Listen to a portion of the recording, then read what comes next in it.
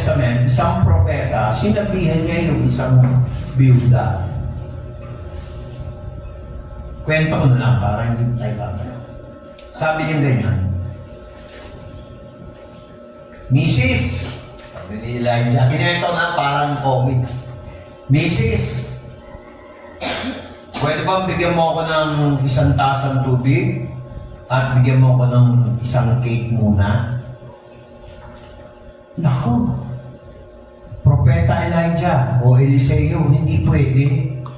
Kasi itong cake na to, ay itong arena namin, mantika, na nandito sa baol, budgeted para sa amin, alam mo naman, hindi tag-ulan, tag-tuyo, walang ulan, walang tubig, hanggang mamatay na lang kami itong pagkain na to.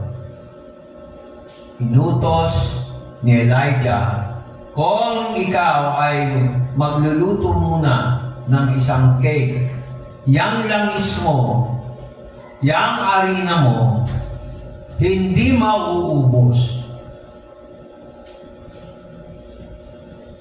Yan ang problema sa taong mahilig mag-budget. Yan yung taong minsan takot na takot maglabas ng pera, pero pag-isipan mo, mag-outing. Pupunta ng resort. Tama ba? Party. Party. Concert. Hindi ako nagpaparinig. Kasi nakikita ko, nagsasabi na ako ng totoo. Tapos hindi kami makakapunta. Biniyayaan ng kotse.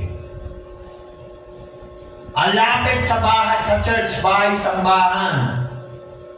Walang gumising sa akin. Di ba common yan dito sa atin? Hindi ako magpaparinig.